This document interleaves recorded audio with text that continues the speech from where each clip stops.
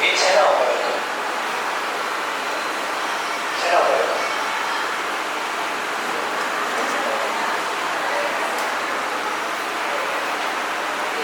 શેના આખા ગીતમાં શેની વાત કરવામાં આવી? સ્વચ્છતા.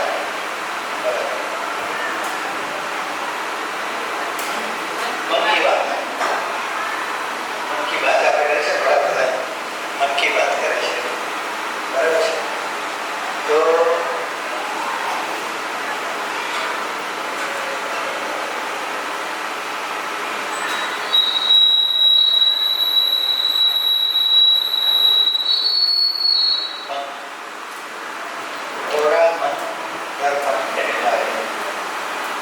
તમે જો પિક્ચરાઇઝેશન છે, એ પિક્ચરાઇઝેશનમાં મને પહેલાં આ ગીત વાંચ્યું, સાંભળ્યું, જોયું, તો મને થયું કે આ ગીતને દ્રશ્યને શું સંબંધ છે. તો આખા ગીતમાં બે પ્રવૃત્તિ વારંવાર બતાવ્યા કરતા હતા. તો એ બે પ્રવૃત્તિ હતી. શું ચાલતું હતું એ ઘરમાં? બંગલો હતો મોટો, બરાબર છે, પણ એમાં બે પ્રવૃત્તિ ચાલતી સમાંતર. એક તો સાફ સફાઈ. તમે જો કે કેટલા બધા કર્મચારીઓ છે કે આખા ઘરને ચકાચક સાફ કરતા હતા, અને સાથે સાથે સાસુ અને વહુ મંદિરમાં બેસી અને ભજન કરતા હતા, ઈશ્વરની સ્તુતિ કરતા હતા, પ્રાર્થના કરતા હતા. તો એ સિમ્બોલિકલી ઇમ્પોર્ટન્ટ રિપ્રેઝન્ટ છે. પ્રતિકાત્મક રીતે પિક્ચરાઇઝેશન છે. શું કહેવા માંગે છે કે આપણા જીવનમાં જે બાહ્ય સફાઈ જરૂરી છે એમ આંતરિક સફાઈ પણ જરૂરી છે.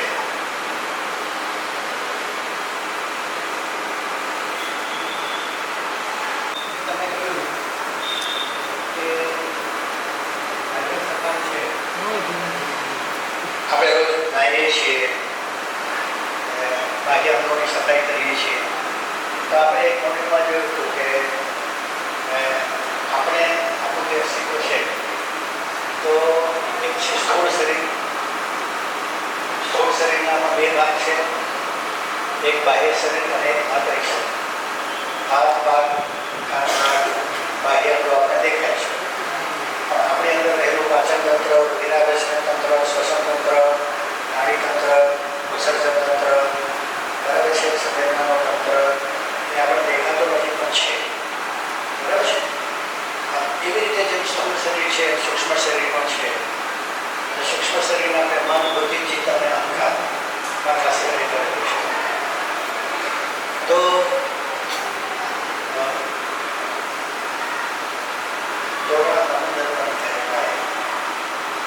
આપણે ત્યાં તે કહ્યું છે ગીતાજીની અંદર, મનઃ એવ મનુષ્યાનાં કારણં બંધમોક્ષયો. મનઃ એવ મનુષ્યાનાં, આપણે માણસ છીએ, બરાબર? માણસ જાતનું પ્રાણી. એનું નામ માણસ કેવી રીતે પ્રયોગ? હાથી, કૂતરા, વાંદરા, બિલાડા, જીવ જંતુ, પ્રાણી, પક્ષી છે, એ બધાના નામ આપણે આપ્યા. અને માણસ છે, તો માણસનું નામ કેવી રીતે પડ્યું? આપણે પોતે જ આપ્યું હશે. વાઘ, સિંહ, કૂતરા, બિલાડે તો આપણે માણસનું નામ નહીં આપ્યું હોય, બરાબર છે. પણ આપણે કેમ માણસ શબ્દ પસંદ કર્યો આપણે પોતાના માટે, આઈડેન્ટિફિકેશન માટે? હોમો સેપિયન કહીએ છીએ, વૈજ્ઞાનિક નામ. તો માણસ નામ આપણે કેમ પસંદ કર્યું? હા,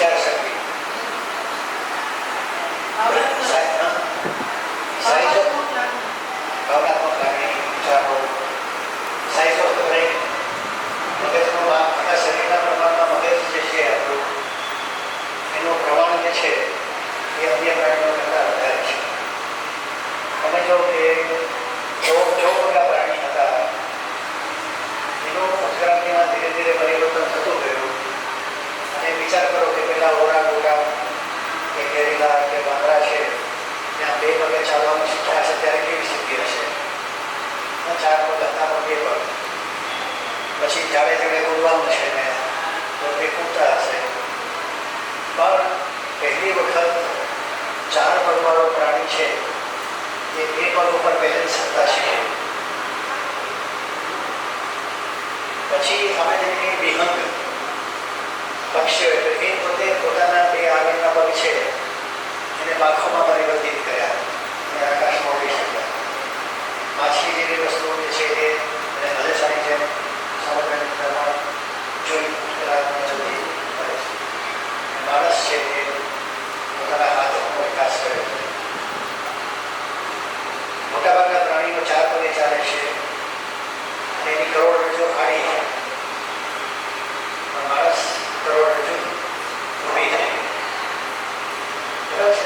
એટલે આપણે જોઈએ પછી ધીરે ધીરે એનું બ્રેઇન ડેવલપ થતું ગયું. એટલે માણસ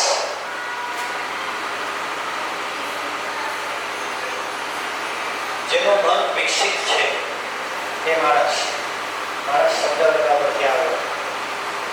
તો તોરા મન દર્પણ કહેવાય એક ગુણો છે. એણે આ શિષ્યને કહ્યું કે હું આ તને કેરી આપું છું એ તારે એવી જગ્યાએ જઈને ખાવાની છે કે કોઈ જોઈ ના શકે. એ પછી જાય છે, જુદી જુદી જગ્યાએ જાય છે, ખાવા જાય છે, પણ થાય છે કે હું પોતે તો જોઉં છું તો તમારું મન તો જોઈએ છે. મન સે કોઈ વાત છોડે નહીં. મારે તમને છેતરવા હોય તો પહેલાં મારે મારી જાતને છેતરવી પડે. મારી જાતને છેતર્યા વગર હું તમને છેતરી શકું નહીં. બરાબર છે. એવી રીતે આપણે વિચાર કરીએ કે મન છે આપણું એ સાક્ષિત્વ છે. એમાં એ બધું જોઈએ છે. બરાબર છે. મારે તમારું કામ ના કરવું હોય તો હું કામ બતાવું. જો મારી પાસે ટાઈમ નથી, મારે આમ જવાનું છે, તેમ જવાનું છે, મારે આ કામ કરવું હોય તમારું તો હું તો બહાનું કાઢું. પણ કોઈ એમ કીધું કે માણસ પોતાની રીતે જીવવામાં બહાનું કાઢે છે. મારે તો વહેલા ઉઠવું છે, પણ મારે તો મારો શોખ વિકસિત કરવો છે, પણ મારે તો આમ કરવું છે, પણ તો માણસ પોતાની જાતને પણ છેતરતા શીખી ગયો છે. So we are not true to ourselves. આપણે પોતાની જાતને વફાદાર રહીને કોઈ જીવતા નથી. હું ઘણી વાર કહું છું કે તમે ભગવાનથી બી ડરો તો ચાલશે, તમે તમારા બોસથી બી ડરો તો ચાલશે, પણ તમારામાં એક એવી વસ્તુ છે અંતરાત્મા જેવી કે એ તમને શાંતિથી જીવવા દેશે નહીં. What is right, what is wrong, what to do, what not to do, શું કરવા જેવું છે, શું કરવા જેવું નથી, એનું સતત માર્ગદર્શન તમારી અંદર રહેલું કોઈ એક તત્વ છે એ તમને હંમેશા માર્ગદર્શન આપતું હોય છે. આપણે એને સાંભળીએ, ન સાંભળીએ, એની અવગણના કરીએ, એને દબાવી દઈએ, એનાથી વિપરીત આચરણ કરીએ, પણ હંમેશા what is right, what is wrong, what to do, what not to do એ સતત અંદરથી માર્ગદર્શન મળતું હોય છે. તો મહર્ષિ અરવિંદ એમ કહેતા કે માનવ જાત છે એની વિશેષતા જાગ્રત અંતરાત્મા છે. આપણી અંદર કંઈક એવું છે કે જે ગાઈડ કરે છે જીવનમાં, ડગલે ને પગલે માર્ગદર્શન આપે છે અને તમારો ક્યારેય સાથ છોડતું નથી. તો psychic influence is given by birth. જન્મથી જ આપણે મળેલું છે, પણ ઘણી વખત આપણે એની વાત માનતા નથી. લાલચ છે, ભય છે, જીવનમાં સમાધાન કરી નાખીએ છીએ અને આપણે જે પ્રકારનું જીવન જીવવું હોય છે પોતાને એ પ્રકારે આપણે જીવતા નથી. બીજી વસ્તુ, આપણા સુખની ચાવી તો બીજાના હાથમાં હોય તો સારું ને આપણા પોતાના હાથમાં હોય તો સારું. આપણા સુખની ચાવી આપણા હાથમાં હોવી જોઈએ. કોઈ આપણે ધારે ત્યારે જણાવે કે હસાવે, દુઃખી કરે કે સુખી કરે એ શક્ય નથી. બરાબર છે. તો મન પોતે છે એ ગીતામાં જે કહ્યું કે મન એવ મનુષ્યના કારણમ મોક્ષતા. મન એવ મનુષ્યના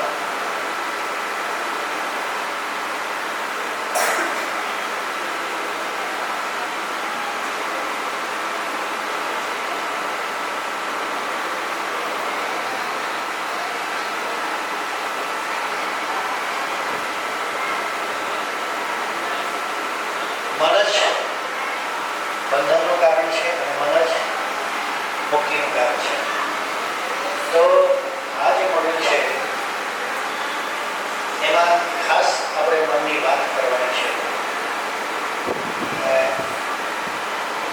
મોડેલની શરૂઆત આપણે જો કે ગીતથી કરી. આપણે એક વાર્તા આપેલી છે, બહુ જાણીતી વાર્તા છે કે એક રાજા છે એ પોતાના શસ્ત્રને સજાવતો હતો તલવારની ધાર, અને એમાં કોઈ તલવારની ધાર એને લાગી ગઈ અને એને ઈજા. તો બાજુમાં એના પ્રધાનજી હતા એ હકારાત્મક અભિગમ ધરાવનારા હતા એટલે એનામાંથી સરસ રીતે બોલાઈ ગયું કે હશે જે થાય તે સારા બને. આપણે બાબતમાં ઘણી વખત કહેતા હોઈએ છીએ કે કંઈ ખરાબ થાય ખોટું થાય તો આપણે મનને આશ્વાસન આપીએ છીએ કે જે થશે તે સારું થશે, જે થાય છે તે સારા મને થાય છે. એટલે રાજાને એવું શું આવ્યો કે મને તો તલવારની ધાર વાગી ગઈ છે, ઈજા થઈ છે, માતા પીતી કરવા પડ્યા, અને તું કહે છે કે જે થાય તે સારા થાય છે. ગુસ્સે થઈને એને પ્રધાનને જેલમાં મૂકી દીધા. સામાન્ય રીતે રાજા અને પ્રધાન હંમેશા સાથે હોય. થોડા દિવસ પછી રાજા શિકાર કરવા ગયા અને ભૂલા પડ્યા, અને પછી આદિવાસી સમાજના લોકો એને પકડી લીધા. અને એ વખતે આદિવાસી સમાજનો એક મોટો ફેસ્ટિવલ હતો જેમાં નરબલી આપવાનો હોય. અને પછી પ્રધાન કહે કે ચાલો આપણે તો સર્વનો સંપન્ન એક માણસ મળી ગયો કે જેનું આપણે બલિદાન આપીશું. અને પછી બીજે દિવસે પુરોહિતે તપાસ કરી તો રાજાના હાથમાં તો ઈજા હતી. તો કે હા આપણે તો બધી તરીકે કામ આપી શકે એને રાજાને છોડી દીધા. રાજાને છે કે જો અમને વાગ્યું એને કારણે હું બચી ગયો. પ્રધાનની વાત તો સાચી નથી. એટલે પછી પાછા આવ્યા, પ્રધાનને જેલમાંથી મુક્ત કરીને બોલાવ્યા અને કીધું કે તારી આ વાત તો મને સમજાય છે કે મને વાગ્યું અને હું બચી ગયો, પણ તને તો જેલની સજા ભોગવવી પડી કારણ વગર, તો એમાં શું સારું છે? તો પ્રધાનજી કે જો મને એવું ના થયું તો તમે સાથે રહો, અને સાથે તો મારી બધી છૂટી જાય એટલે હું પણ બચી ગયો. એટલે તમે જુઓ કે every cloud has a silver line. જ્યારે જીવનમાં અંધકાર સૌથી ઘાટો હોય છે ત્યારે પ્રભાતની શરૂઆત થતી હોય છે. એટલે ઘણી વખત જીવનમાં સુખના પ્રસંગો આવે, દુઃખના પ્રસંગો, સુખ કી કલિયા દુઃખ કે કાંટે. જીવન છે એમાં લાભ હાનિ સુખ દુઃખ પ્રસંગો તો આવ્યા જ કરે છે. મન સબ કા આધાર. એ વખતે તમારામાં રેઝિલિયન્સ છે, તમે શું તમારી સામે ટકી રહ્યો છો, એ ઇમ્પોર્ટન્ટ છે. એટલે આપણે આપણા મનને છે ને એ રીતે આપણે કેળવવું જોઈએ. બરાબર છે. તો આ રાજાની વાર્તા આપણે જોઈ એમાં શેની વાત આવે છે? પોઝિટિવ થિંકિંગ, કે આપણે જીવનમાં હકારાત્મક અભિગમ રાખવો જોઈએ.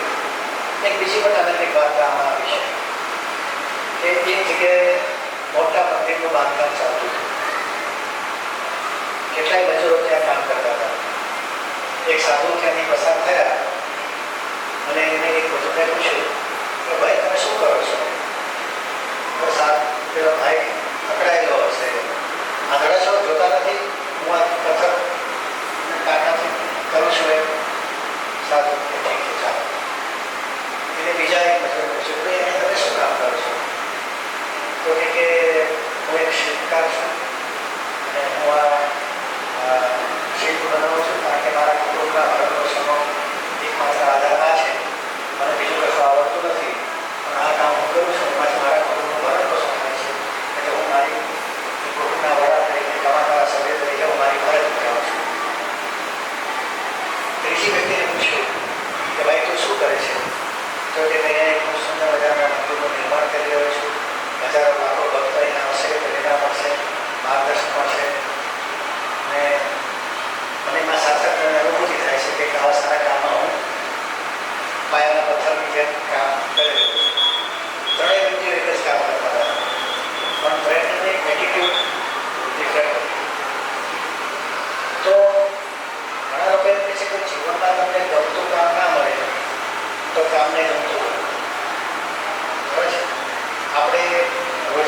માટે, પેટનો ખાડો ધોવા માટે, કુટુંબની ભલા માટે આપણે કામ ધંધો નોકરી કરવો જ પડે છે અને કરીએ છીએ આપણે. હવે જો કરવાનું જ છે તો શા માટે આનંદથી, પ્રેમથી, સમજણથી ના કરીએ? એ કામ જેટલું સારું કરીશું, જો કોઈ પણ કામનું માત્ર આર્થિક વળતર નથી હોતું. હું એક એન્જિનિયર છું અને બોમ્બ બનાવવાની ફેક્ટરીમાં મને લાખ રૂપિયા પગાર આપે છે અને બાળકો માટે શૈક્ષણિક રમકડા બનાવવાની ફેક્ટરીવાળો મને 50,000 આપે છે. તો મારે કઈ ફેક્ટરીમાં કામ કરવાનું જોઈએ? કઈ ફેક્ટરીમાં કામ કરવાનું જોઈએ? હું એક એન્જિનિયર છું અને બોમ્બ બનાવવાની ફેક્ટરીમાં મને મહિને લાખ રૂપિયા પગાર આપે છે અને જે રમકડા બનાવવાનું કારખાનું છે, જે એજ્યુકેશનલ ટોયઝ બનાવે છે, એમાં મારી મને 50,000ની ઓફર કરે છે. તો મારે કઈ નોકરી સ્વીકારવી જોઈએ? ખરેખર કરી આપણે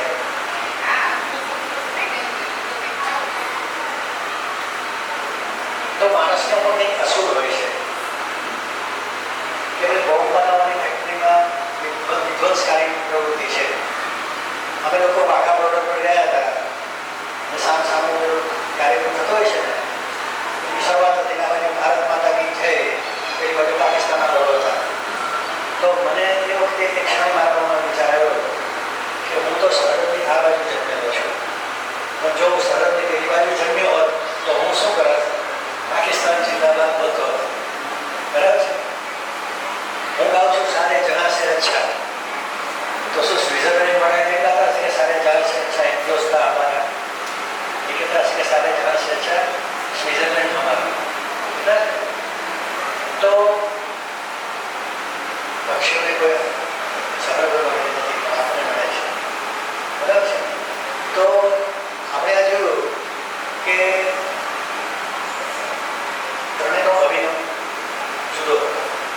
તો જે માત્ર પોતાના કામને ભેટ કે મજૂરી કે મૈત્રી સમજે છે, શું કરીએ, સંસાર છે, આવી ભાવના છે, મરવાની હિંમત નથી ચાલતી એટલે જીવીએ છીએ અને રકસ્યાકાળાની જેમ આપણે આપણું જીવન પસાર કરીએ છીએ.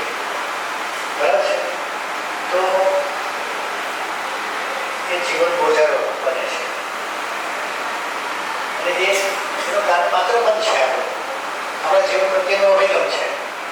એટલે જે લોકો માત્ર બધા એટલું સમજે છે એ તનવાદી છે, જે કાર્યને જવાબદારી સમજે છે તે મનવાદી છે, જે કાર્યને સેવા કે સાધના સમજે છે એ જીવનવાદી છે.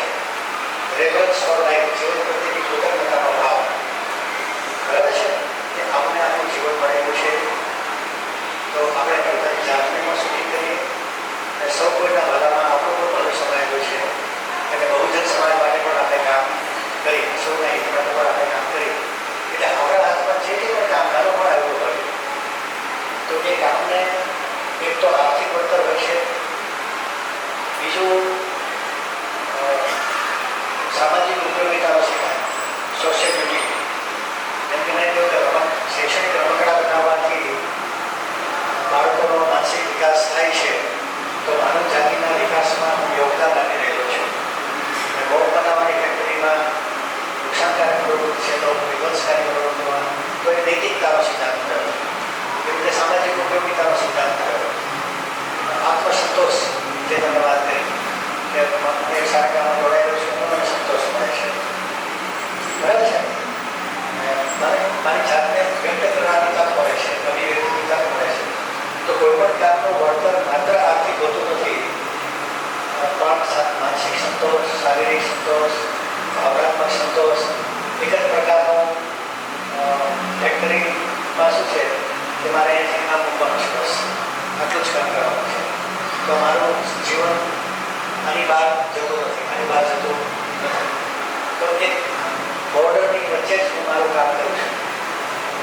પણ સાથે બીજી પ્રોફેશન એવું છે કે જ્યાં તમારે પોતાની સ્વ વિકાસની પણ બહુ મોટી તક રહેલી છે. જે શીખતો રહે તે શિક્ષક અને વિદ્યાર્થીઓ પાસેથી પણ આપણે શીખી શકીએ છીએ. બરાબર છે? તો તમે જુઓ કે દરેક કામ ધંધાને પણ જો આપણે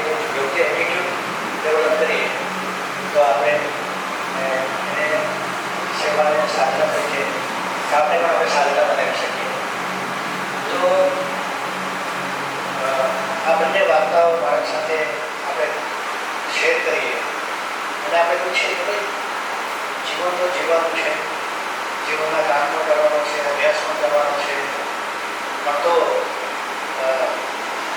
આપણે જીવનમાં સાચું સુખ, સાચી શાંતિ, સાચી સફળતા જોઈતી હોય, જીવનને આનંદ બનાવવો હોય, અર્થપૂર્ણ બનાવવો હોય, તો આપણે આપણા મન ઉપર પણ કામ કરવું પડશે. ભલે કોઈ સારે કર્મો કો દેખે और दिखाए, थोड़ा मन करे આપણે પ્રયોગ કરેલો જે બીજા કે ચોથા પગમાં હતું કે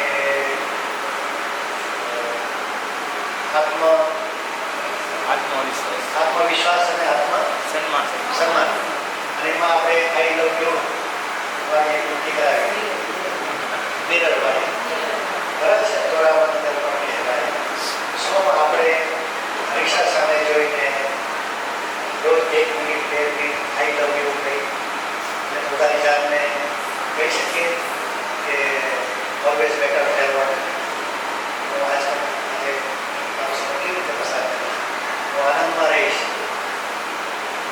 એનો પ્રયત્ન કરીશ. આ બધા સૌરભભાઈ છે, યોગાના ક્લાસીસ ચલાવે છે, તો એ કે તમને હસવાનો ના આવડતો કરીને પણ ખોટે ખોટે પણ ફસાવે છે. આ દેશમાં અને દુનિયામાં હજારો લાફિંગ ક્લબ છે. લાફિંગ ક્લબ વાળા લોકો જોક્સ કે જુદી જુદી રીતે હસાવે અને ખોટી ખોટી રીતે હસતા પર સાચી રીતે આપણે હસતા થઈ ગઈ, અંતર્મન પ્રબલિત થઈ જાય.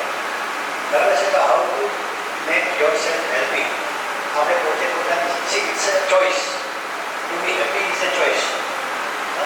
કેટલાક લોકો એમ કે અરે યાર આજે તો 5 મહેમાનો આવી ગયા, રસોઈ બનાવી પડી, પછી જમ્યા, પછી થોડું નાચ્યા અને એને દુઃખી બી કહેતા રહે.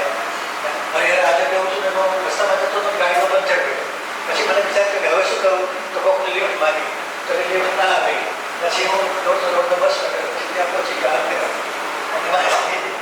એ કહે છે કે રસ્તો કેવી રીતે કાઢ્યો.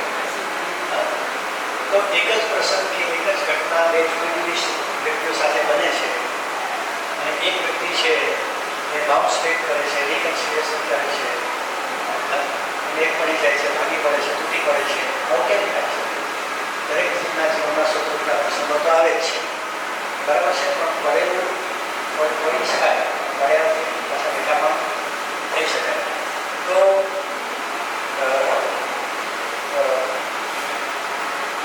પોઝિટિવ એટીટ્યુડ છે, તો ઘણી વખત છે ને પોઝિટિવ એટીટ્યુડને પણ આપણે થોડું ગ્લોરીફાઈ કરીએ છીએ. પણ તમે જો કે આ દુનિયામાં જેટલે કોઈ સંશોધનો થયા છે એમાં કદાચ સકારાત્મકતા અને નકારાત્મકતા બંને લોકોએ ભાગ ભજવ્યો છે, પણ નકારાત્મકતામાંથી પણ હકારાત્મકતા પેદા થઈ શકે છે. હું તમને એક ઉદાહરણ આપું કે પેલા પંખીને જો એ મને થાય એના જેવી જો પાંચ મળી જાય તો હાથમાં ઉડ્યા બસ ઉડ્યા બાકી છે ને, તો માણસને પંખી જોઈને ઉડવાનું મન થયું, તો એને જેમ કે આ પંખીને પાંખો છે તે રીતે આમ જાડી ગાડી થયો લીધી, પાંદડા લીધા, પછી ઉપરથી જમ્પ માર્યો, જાડી જાત્રામાં પડ્યા અને વાગ્યો. પણ માણસના મનમાં હતું કે મારે ઉડતા શીખવું છે, અને પછી રાઈટ બંધુએ વિમાનની શોધ કરી, વિમાનની શોધ કરી, બરાબર છે. હવે જેણે વિમાનની શોધ કરી એને એમ હતું કે મારે ઉડવાની શક્તિ પ્રાપ્ત કરી છે અને માણસે પ્રાપ્ત કરી વિમાનમાંથી ઉડી શકે છે. પણ કોઈ વ્યક્તિ એવી હતી કે એને સતત પણ વિમાનમાં ઉડીએ અને પડી જઈએ તો વાગે તો મળી જઈએ તો. હવે આ કેવો વિચાર છે? નકારાત્મક વિચાર છે. કેવો વિચાર છે? નકારાત્મક વિચાર છે. તો શું કરવું? તો એને your negativity can be converted into positive action. So are you problem focused or solution focused? Problem is there. સમસ્યા તો છે અને રહેવાની, બરાબર છે. તો ભગવાન બુદ્ધે એવું કહ્યું કે દુઃખ છે, વાસ્તવિકતા સ્વીકાર કરે કે ભાઈ જીવનમાં દુઃખ છે. શું છે? દુઃખ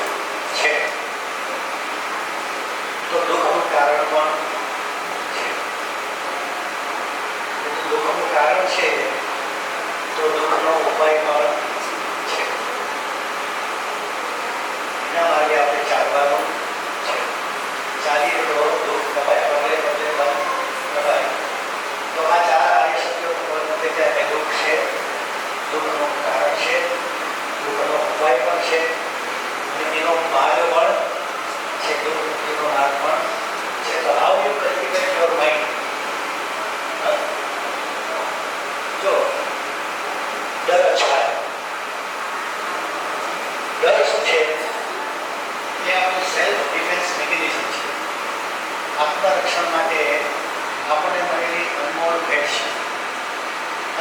અજાણ્યાનો ડર હોવો જોઈએ, કારણ કે શું થશે કહેવાય નહીં. ઊંચાઈનો ડર હોય, આગનો ડર હોય, ઠંડા પાણીનો ડર હોય. ડર છે તે આપણા જીવનને બચાવતો હોય છે. પણ બાળકને જે સલામતીનું શિક્ષણ આપણે આપીએ છીએ એમ સાહસનું પણ શિક્ષણ આપીએ છીએ, બરાબર છે? અને પછી બાળકને ધીરે ધીરે ક્ષમતાનું વર્ધન કરીએ છીએ. એટલે તમારે ડરની સામે પણ લડવા માટે તમારે પોતાની આત્મશક્તિની મદદથી, થોડી ટ્રેનિંગની મદદથી તમે એમાંથી બહાર નીકળી શકો છો. એટલે positive attitude in our life, હકારાત્મક અભિગમ.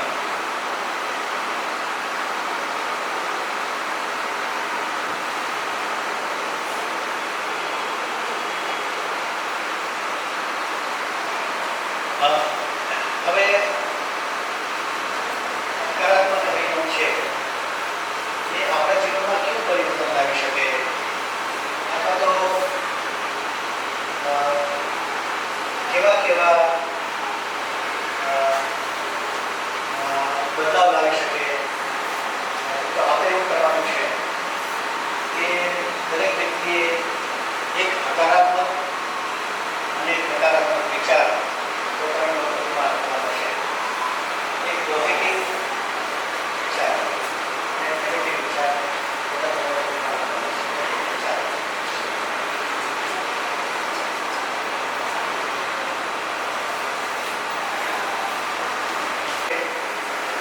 એ એક કારખાનું છે અને એમાં વિચારો પેદા થાય છે અને એ વિચારો જે છે એ સતત હકારાત્મકતા અને નકારાત્મકતા ધરાવતા હોય છે. સતત બદલે ને બદલે આપણે વિચારતા હોઈએ છીએ. એમ કહેવાય છે કે એક દિવસમાં આપણે 60,000 નિર્ણયો કરીએ છીએ. 60,000 decision in our life every day. સવારે અલાર્મ વાગે તો ઉઠવું કે ના ઉઠવું આપણે નિર્ણય કરીએ છીએ. પછી મન કહે છે કે ચાલ બ્રશ કરવા જા, નાવા જા, ચાલ હવે તૈયાર થઈ જા, નાસ્તો કરી લે, ચાલ ચપ્પલ પહેરી લે, ઘરની બહાર નીકળ. કેટલા બધા કમાન્ડ આપણને આપે છે ડગલીને પગલે મન. Our life is driven by our thoughts. આપણું મન છે એ આપણે કેટલા બધા આદેશ આપે છે અને એ આપણે કેટલાક માનીએ છીએ, કેટલાક નથી માનતા. અને ડાયાબિટીસ છે અને પેટો સામે પડ્યો છે અને મન કહે છે કે ના ખા, એવું ખાઈ જ નહીં. બરાબર છે? એ દ્વંદ થાય છે આપણને. તો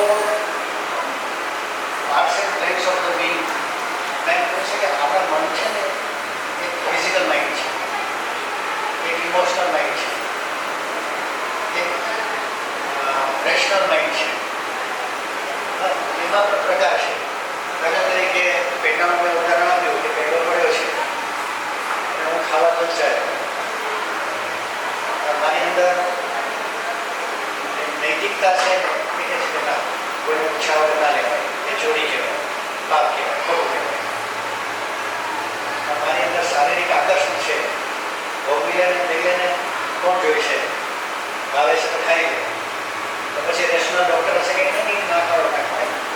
તો parts and planes of the being છે એ ઇન્ટરનલ સ્ટ્રગલ ચાલે છે, આંતરિક સંઘર્ષ ચાલે છે. તો અવશ્ય રીતે કહ્યું કે all problem of existence are essentially problem of harmony. We have to establish harmony within and without. મારું શરીર, મારું મન, મારી લાગણીઓ, એમાં એક વાક્યતા છે. એમાં a whole complete person or I am a fragmented person.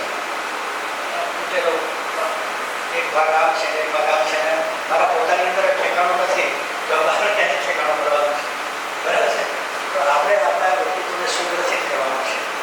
એટલા માટે physical self, mental self, emotional self એ બધાને આપણે ઓબ્ઝર્વ કરતા રહેવાનું છે કે એ લાઈફ લેસન્સ છે, જીવનની સાચી કેળવણી છે. તો આપણું મગજ વિચારોની એક વ્યસ્ત ફેક્ટરી છે, એમાં અસંખ્ય વિચારોનું ઉત્પાદન થતું રહે છે. તમારા મગજમાં થઈ રહેલા વિચારોનું ઉત્પાદન બે કારીગરના હાથમાં છે. એકને આપણે નામ આપીશું મિસ્ટર વિજય અને બીજાને આપણે નામ આપીશું મિસ્ટર પરાજય. મિસ્ટર વિજય સકારાત્મક હકારાત્મક વિચારોના ઉત્પાદનનો ચાર્જ સંભાળે છે. આ તમે બધા લોકો છો એ મિસ્ટર વિજય છો અને આ બધા જે છે મિસ્ટર પરાજય છે. આ બધા લોકોએ પોઝિટિવ વિચારોનું ફેક્ટરીમાં ઉત્પાદન કરવાનું છે. You have to produce positive thoughts. તમારે નકારાત્મક વિચારો પેદા કરવાના છે, બરાબર છે. કે હું રોડ પર રાખતો જઈશ, હવે તમે પોઝિટિવ વિચારોનું ઉત્પાદન કરો છો એટલે તમારે બધા હકારાત્મક વાક્યો બોલવાના અથવા હકારાત્મક વાતો કહેવાય અને તમારે બધું નકારાત્મક જ કહેવાય, નેગેટિવ. તો આપણે બે ટીમ છે.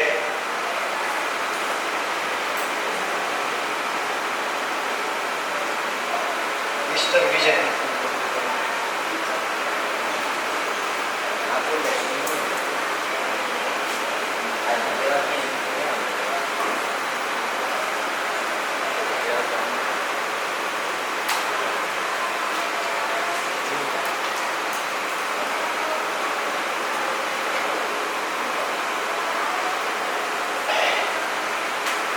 તો જે મિસ્ટર વિજય છે એ કેવા શું વિચારતા હોય એ કહેવાનું છે. બોલો મિસ્ટર વિજય. प्राकृतिक संसाधनों का अच्छा उपयोग करेंगे तो मानव विकास होगा.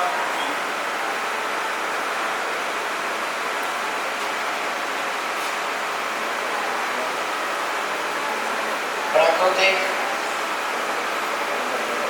સંસાધનોનો સદુપયોગ.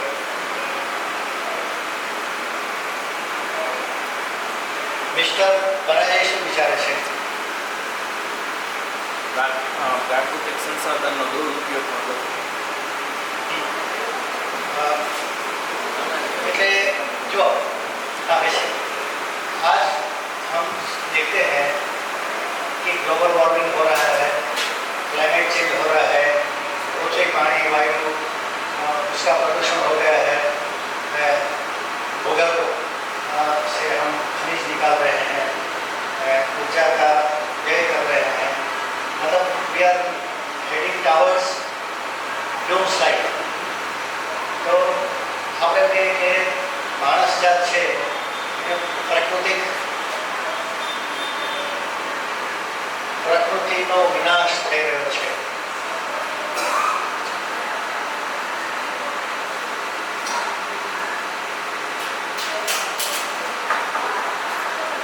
જો આ બે વાક્યનો મેળ હોવો જરૂરી નથી. કંઈ પણ તમારે એક્ઝામની કોઈ પણ વાક્ય બોલી શકો, એકના જવાબમાં બીજો આન્સર લાવવાની જરૂર નથી. પણ આ લોકોનું ફોકસ ક્યાં છે? Environment degradation. સાચી વાત છે, પણ આ લોકો શું કહે છે કે સદુપયોગ કરવો જોઈએ. પોઝિટિવ વસ્તુ એક જ છે, એન્વાયરમેન્ટ ઇઝ એન ઇશ્યુ, પણ નેગેટિવ થિંકિંગ છે આમાં. એ બધું ખરાબ જ થઈ રહ્યું છે. તમે કહી શકો. હા, મિસ્ટર વિજય બોલો, કોઈ પણ પોઝિટિવ. વૃક્ષ વાવીને વરસાદ લાવી શકો. વૃક્ષ વાવો, વરસાદ લાવો.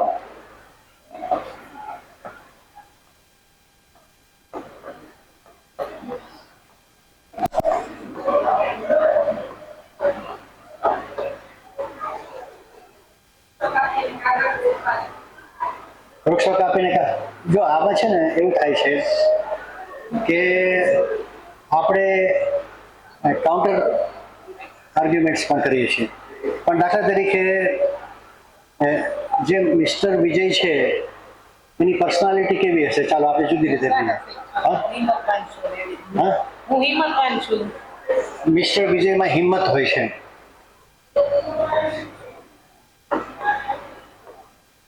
મિસ્ટર પરાજયમાં હા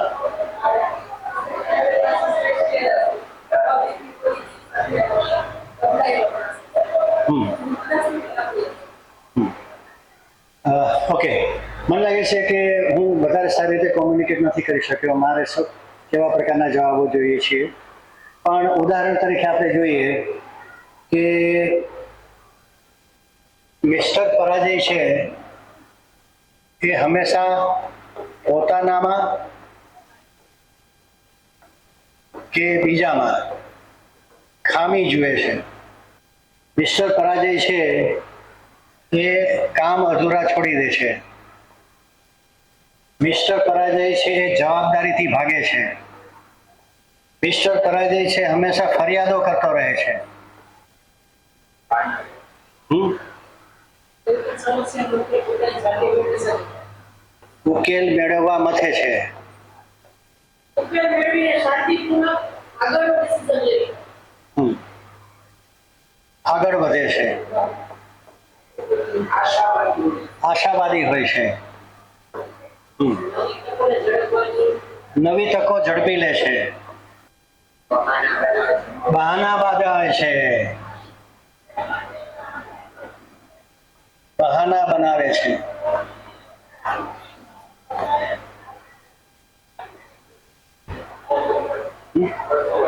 ખોટું બોલે છે. હાર માનતો નથી.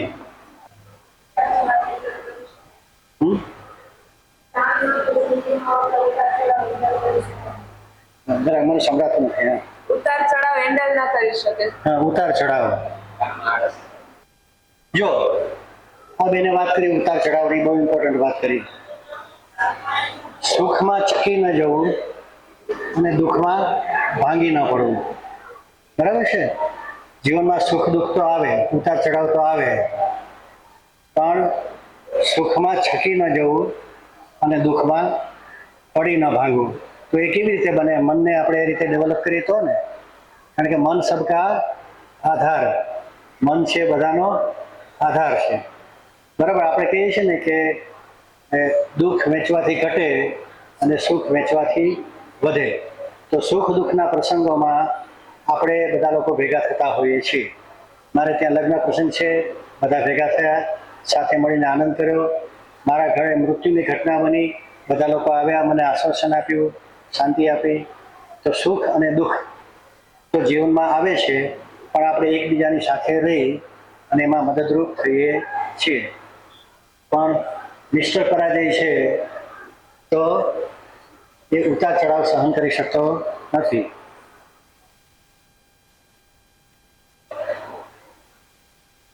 તો તમે જોયું કે નકારાત્મકતા છે એ તમને હંમેશા રણ મેદાન છોડી દેવા બાધ્ય બનાવે છે. પ્રયત્ન છોડી દે માણસ, હારી જાય હિંમત. બરાબર છે? પણ મિસ્ટર પરાજય છે એટલે જીવન પ્રત્યેનો હકારાત્મક અભિગમ છે, તો એ માણસને અંદરથી મજબૂત કરે છે. શારીરિક રીતે ભલે આપણે નિર્બળ હોઈએ, પણ મનથી મજબૂત હોઈએ તો આપણે કોઈ પણ પરિસ્થિતિનો સામનો કરી શકીએ છીએ. એટલે મન છે એના ઉપર બહુ મોટો આધાર છે.